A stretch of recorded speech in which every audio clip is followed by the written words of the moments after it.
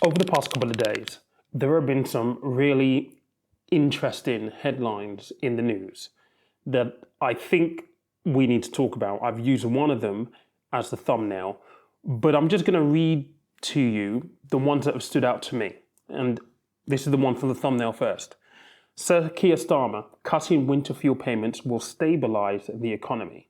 There was also another article, I believe it was in the Telegraph, that said that cutting winter fuel payments was going to prevent a run on the pound. One also here that I'm looking at right now is basically saying that winter fuel payments will help fix the foundation of the economy.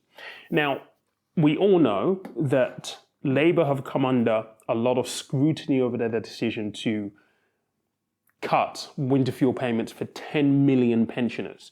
And this is going to lead a lot of pensioners who may not necessarily have a lot of income to have to choose between eating and heating this winter.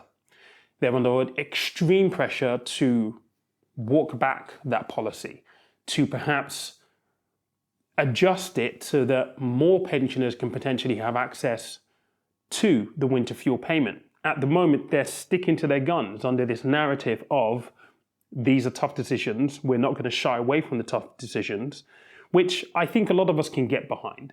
I think a lot of us can understand. But to a certain extent, when a decision like this comes at the cost of the most vulnerable in society, people start to ask questions. And you may have people who will be impacted by this, right? They know and they say that there are 880,000 pensioners who are eligible for pensions credit right now, who, if they get pension credit, will get the winter fuel payments.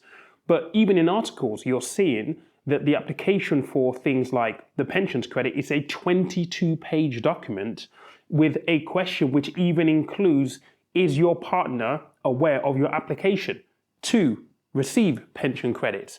It feels like it obscures people's ability to access this thing. So the argument's being made, why don't you just make all of those who are eligible for pension credit automatically eligible, which would be an administrative challenge for them to pull off, but one that they could do if the will was there.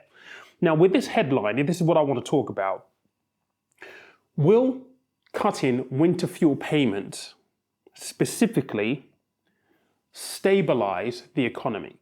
Would it prevent a run on the pound?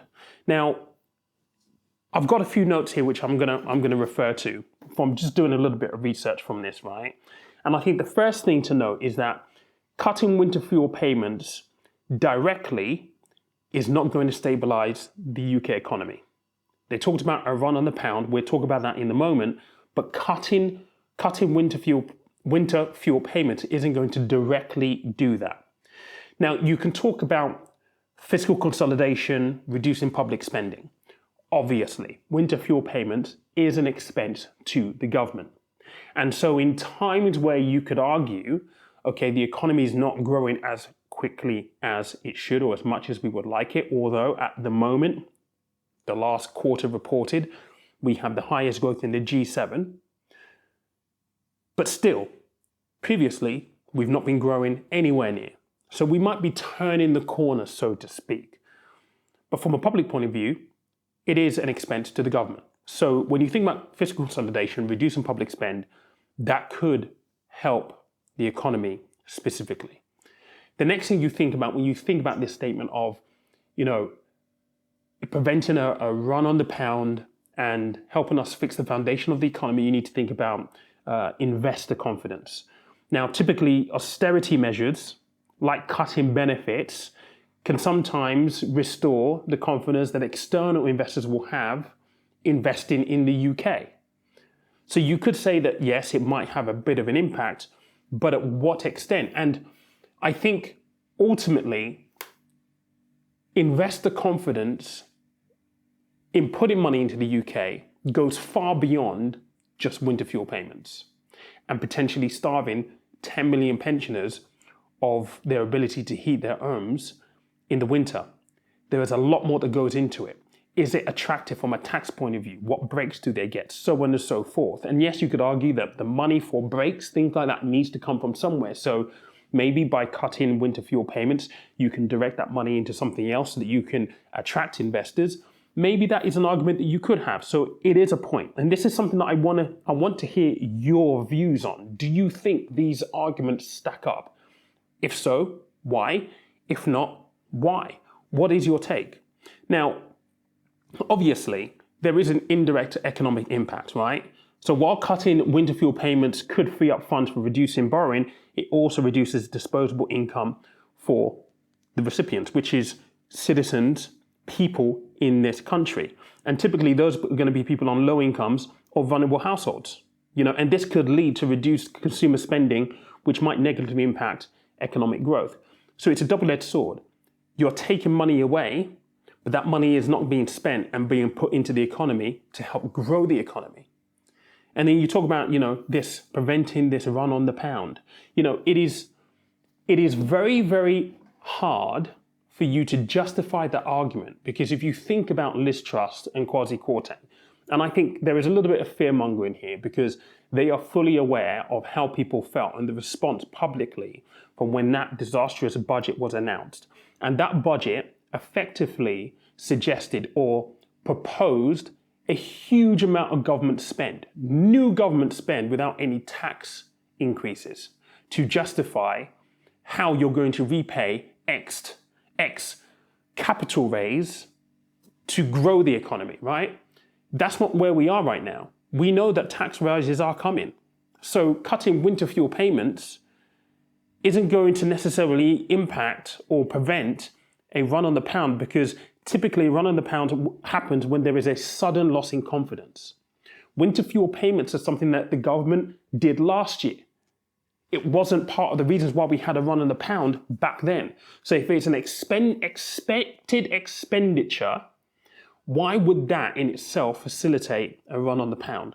Because a run on the pound is normally something that is a byproduct, of a sudden loss of confidence in the government and political, fiscal, agendas. So, look, I'm in that position right now where I'm seriously asking the question of how honest are they actually being with us? And we talked about this during the general election campaign. They were not being honest about the scale of the challenge we have in front of us. They sidestepped it, they distracted from it, and now we're at the cold face where decisions need to be made, and these are tough decisions that are going to be lumbered on us on October 30th, and probably more later on, and it's going to be deal with it. This is what needs to happen, this is what's happening. I think it would have been so much more effective having that conversation in the process of campaigning, so everyone knew what the deal was going to be about. And I have to mention as well, this is a repeat from 14 years ago. We've been here before. It is the same old political tactics. This is exactly what the Tories did. They did austerity. They did what they did back, 14 years ago, George Osborne, and they're using the same political language. Blame it on the previous party. And it feels like we're back in this cycle again. But look, let me know what you think in the comment section down below, because I can't be the only one who feels like there's maybe a little bit more, and there's some cloak and dagger stuff happening. I don't know. Let me know what you think. Catch you later.